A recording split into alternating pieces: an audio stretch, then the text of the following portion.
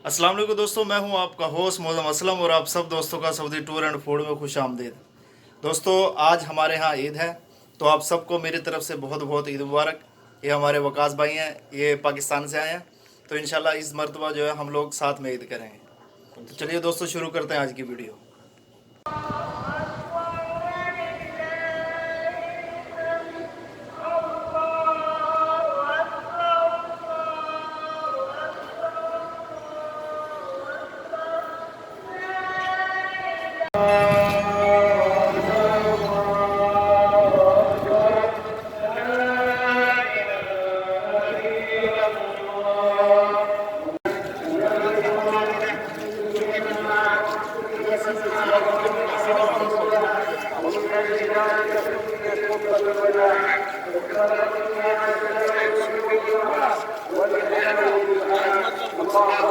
Fatima Zaara, Fatima photo बना ले।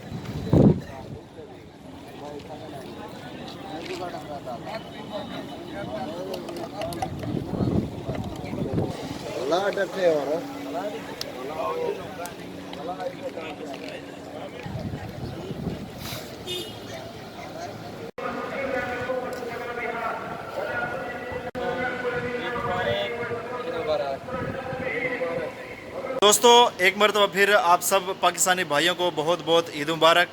तो आज की वीडियो जो है वो मुकम्मल हुई।